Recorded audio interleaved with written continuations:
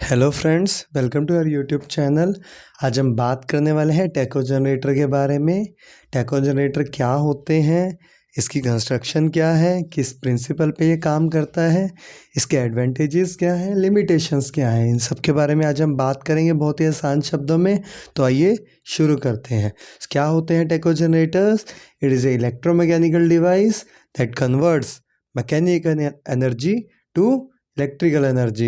ये वो electromechanical devices हैं जो कि कन्वर्ट करते हैं मैकेनिकल एनर्जी को इलेक्ट्रिकल एनर्जी में। Taco generator is a speed measuring device that rely on the basic principle of generator. ये जो है ये स्पीड मेजरिंग डिवाइसेस हैं जो कि रिलाई करते हैं बेसिक प्रिंसिपल पे जिस पे जनरेटर काम करता है। हमने अपने प्रीवियस वीडियोस में देखा था जनरेटर कैसे काम करता है। जब भी मैग्नेटिक फील्ड के अंदर कोई कंडक्टर मूव करता है तो इलेक्ट्रिसिटी इंड्यूस होती है। सेम इसी प्रिंसिपल के ऊपर टैको जनरेटर भी काम करते हैं, लेकिन इसका काम क्या है? To determine the speed of rotating shaft, यानी कि जिस रोटेटिंग शाफ्ट से ये कनेक्ट होते हैं उसकी स्पीड क्या है उसको डिटरमाइन करने के लिए टैको जनरेटर्स जो हैं हमारे यूज़ होते हैं। ये बेसिकली दो टाइप के होते हैं, एक डीसी टैको जनरेटर्स और दूसरा एसी टैको जनरेटर्स। हमारे इस वीडियो के अंदर हम डीसी टैको जनरेटर के बारे में बात करेंगे और नेक्स्ट वीडियो के अंदर हम एसी टैको जनरेटर्स के बारे में बात करेंगे। जो ये टैको जनरेटर्स हैं इनकी अपनी अपनी एडवांटेजेस हैं, अपने अपने लिमिटेशंस भी हैं। इनके एडवांटेजेस और लिमिटेशंस पे बेस्ड ही इनकी एप्लीकेशंस हैं जिनके बारे में हम इन वीडियोस के साथ ही में डिस्कस करेंगे। ओके, तो आइए शुरू करते हैं डीसी टैको जनरेटर के बारे में।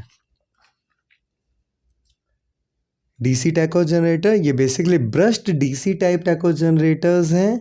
इनमें ब्रशेस यूज़ होते हैं बेसिकली जब इलेक्ट्रिसिटी को हमें ट्रांसफ़र करना होता है इस कम्यूटेटर से इस वोल्ट मीटर के अंदर। That have permanent magnet as stator and rotating armature as rotor. इसके अंदर जो हमारे ये परमानेंट मैग्नेट्स हैं ये स्टेटर की तरह काम करते हैं और ये जो आर्मेचर है ये रोटेटिंग आर्मेचर होता है, ये एक रोटर की तरह काम करता है। कंस्ट्रक्शन के बारे में बात करें, इसमें एक परमानेंट मैग्नेट होता है, ये उसका नॉर्थ उसका साउथ पोल है। एक आर्मेचर है जो कि मूव करता है जब एक रोटेटिंग शाफ्ट इससे कनेक्ट होती है। एक मूविंग कोइल वोल्ट मीटर है जो कि जब मैकेनिकल एनर्जी इलेक्ट्रिकल एनर्जी में कन्वर्ट होती है उसको मेज़र करती है कितने वोल्टेज जनरेट हो रही है। एक वेरिएबल रेजिस्टर हम यूज़ करते हैं। ये ब्रशेस हैं जो कि ट्रांसफ़र करने का काम आता है इलेक्ट्रिसिटी को, और ये कम्यूटेटर है जो कि जो एसी वोल्टेज जनरेट हो रही है उसको डीसी में कन्वर्ट करता है।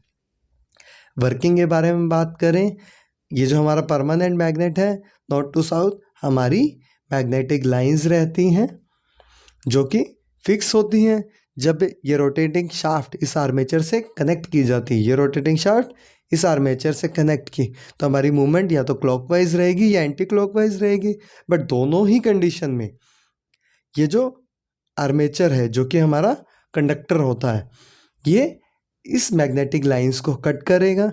जैसे ही ये कंडक्टर मैग्नेटिक लाइंस को कट करेगा तो वैसे ईएमएफ जनरेट होगा।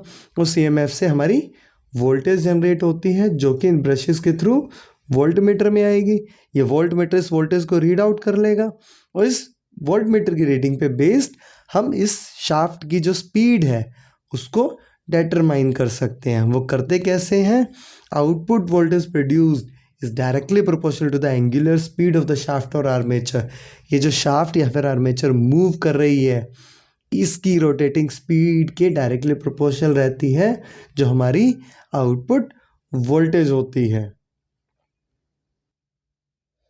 यानी कि हम यहाँ लिख सकते हैं जो हमारी वी आउट है ये डायरेक्टली प्रोपोर्शनल है एंगुलर स्पीड के।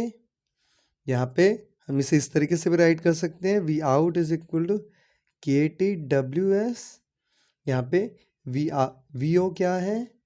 Output voltage.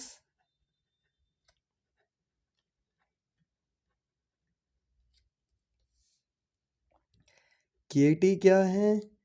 ये टैको जनरेटर कांस्टेंट है।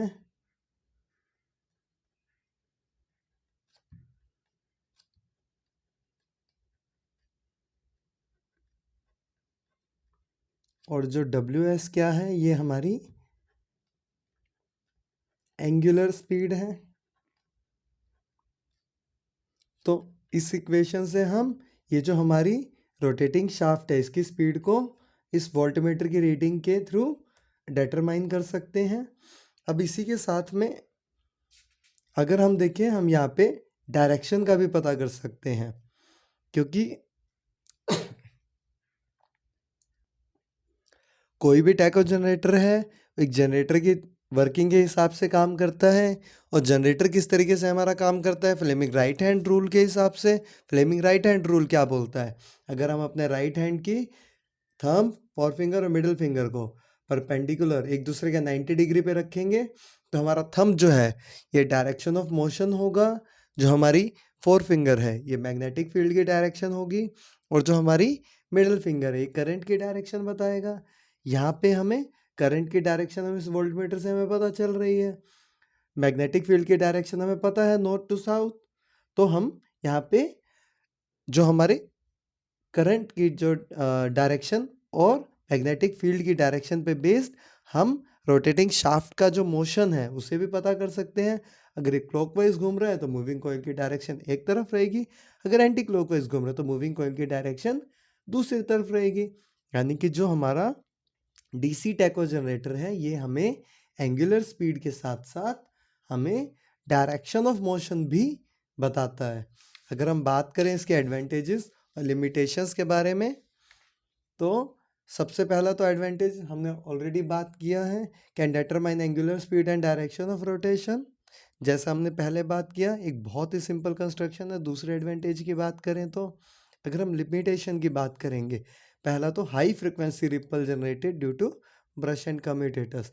इसके अंदर हमने देखा था ये ब्रश और कम्यूटेटर यूज़ कर रहे हैं, ये हमारे ब्रश है, ये कम्यूटेटर है। जैसे जैसे मूव करता है तो इनके बीच में जो फ्रिक्शन होता है, फ्रिक्शन की वजह से एक हाई फ्रिक्वेंसी हमारा रिपल जनरेट होता है।